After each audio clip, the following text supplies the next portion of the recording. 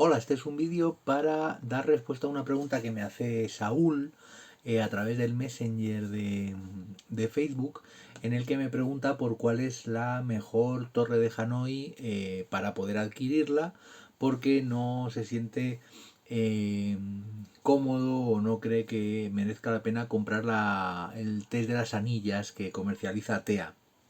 Bueno, con respecto a las torres en general, tenemos que tomar una decisión, en primer lugar, sobre si es una prueba que queremos administrar o no.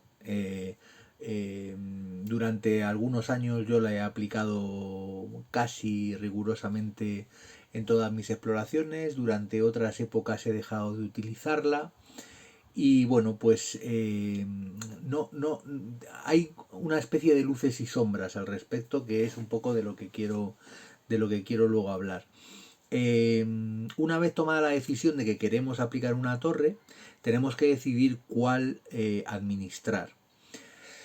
Y aquí es donde entran los problemas con la Torre de Hanoi. La Torre de Hanoi es una prueba que se ha vuelto casi comercial, es decir, hay ficheros de Excel con juegos para poder aprender a pasarla. Hay pequeños juegos, minijuegos de brain training en el móvil o en consolas en las que aparece también una torre de Hanoi. La torre de Hanoi se ha utilizado durante muchísimos años, por ejemplo, para seleccionar personal, en concreto AENA para seleccionar controladores aéreos, administraba también una torre de Hanoi, de manera que toda esa gente que se presentaba a esas oposiciones entrenaba porque se conocía a priori que era una posibilidad de evaluación.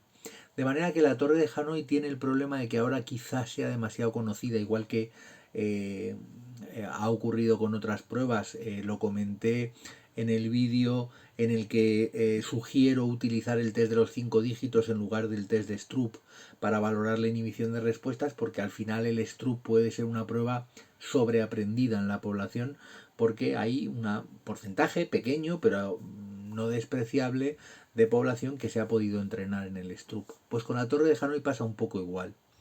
Mi recomendación sobre cuál comprar en el caso en el que decidas administrar la Torre de Hanoi, pues la verdad es que no tengo preferencia ninguna. He comprobado, me he metido antes en el ordenador a comprobar que ya no venden en el IKEA una torre de discos de madera, que es con la que nosotros, nuestro equipo de investigación, confeccionamos nuestras propias torres de Hanoi.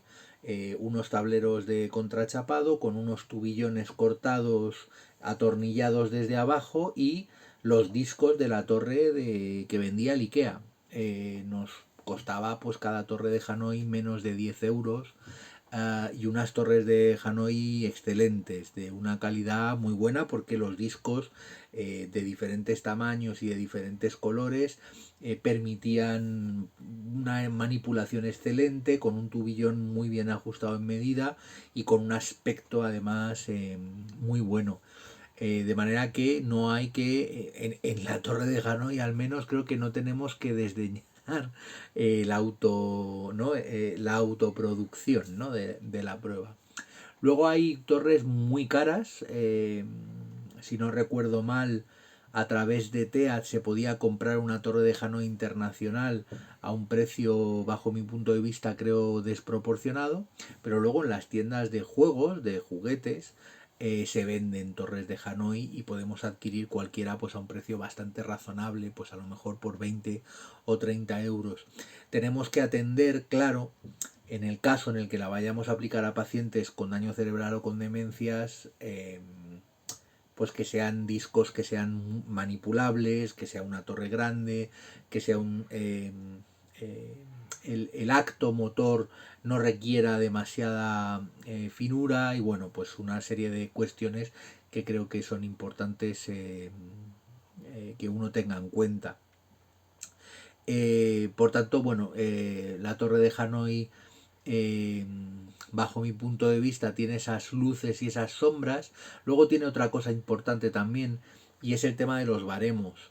Eh, en castellano hay unos baremos relativamente antiguos, que es lo que se llamó la Torre Hanoi Sevilla, creo que lo publicó León Carrión y Pepe Barroso puede ser en la Revista Española de Neuropsicología, una revista que creo que ya ha desaparecido, pero debía de ser pues en el año 2001, 2002, hace muchos años. Los baremos, por tanto, pues a lo mejor han podido quedar obsoletos. Tenemos otras opciones, que es lo que quiero comentar también. Tenemos la opción de la Torre de Londres. La Torre de Londres es una prueba similar en el aspecto visual que tiene la prueba, pero realmente diferente, porque en la Torre de Londres lo que se hace no son las clásicas instrucciones de la Torre de Hanoi, en las que uno tiene que pasar los discos de un lado al otro lado, con una serie de restricciones de que nunca puede haber un disco más grande encima de uno pequeño y este tipo de cosas, ¿no?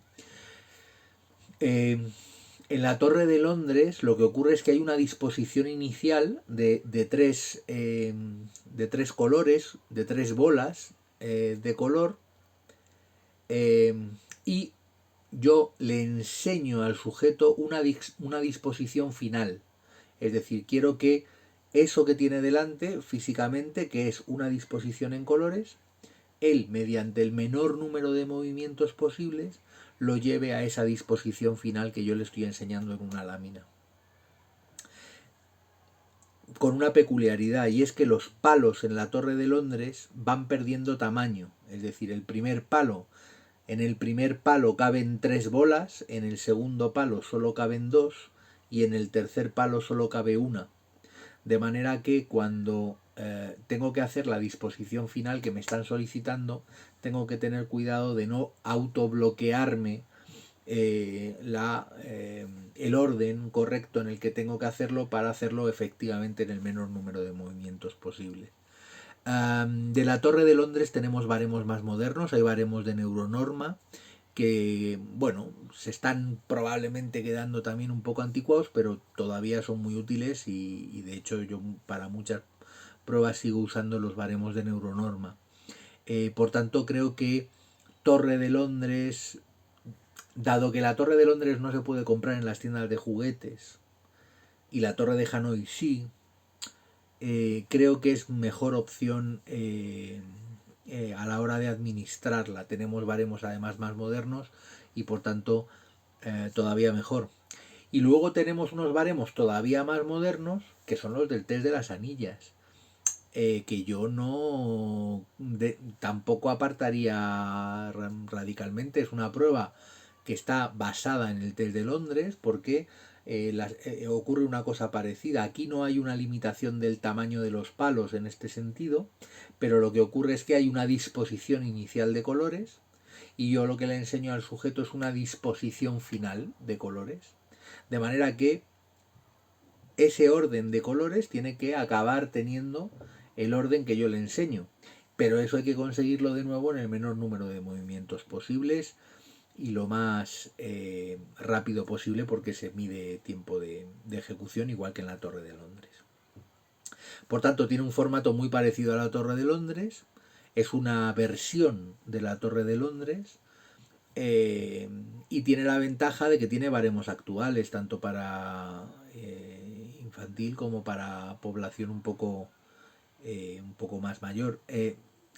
No, eh, no me inclino por ninguna de las tres, o bueno, si me tuviera que inclinar por alguna de las tres, me inclinaría por la Torre de Londres, en la medida en la que es una prueba internacional y si, por ejemplo, yo voy a usar los datos para publicar algo a nivel, no sé, en prensa científica internacional, pues no tengo, cuando yo digo que he usado la Torre de Londres, no tengo que explicar lo que es, digo que he usado la Torre de Londres, cito la referencia y aquí paz y después gloria. Y si cito el test de las anillas, pues a lo mejor tengo que explicar en qué consiste, quién lo ha creado, por qué y este tipo de cosas. ¿Y por qué no usaría la Torre de Hanoi? Pues probablemente por esas cuestiones que he comentado de su fama, vamos a decir, ¿no? El hecho de que un individuo haya podido practicar previamente la Torre de Hanoi como un juego porque se lo han mandado por WhatsApp, ¿no? Entonces se ha puesto ahí, ha jugado un rato. una vez que el individuo ha descubierto el procedimiento, es decir, hay una técnica detrás de la torre de Hanoi que una vez conocida es mucho más fácil resolver, y creo que el riesgo que supone para nuestra intoxicación de resultado el hecho de que conozca ese algoritmo es un riesgo que yo personalmente no estoy ya dispuesto a pasar.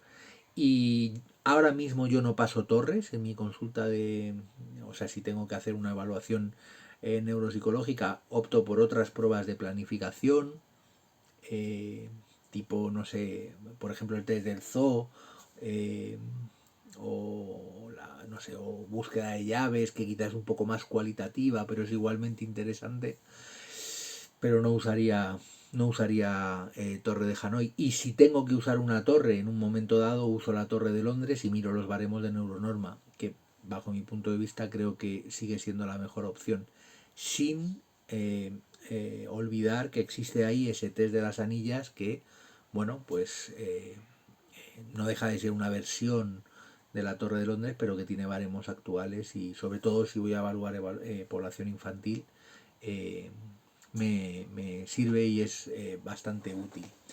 Así que bueno, esta es un poco mi respuesta, reflexión para Saúl.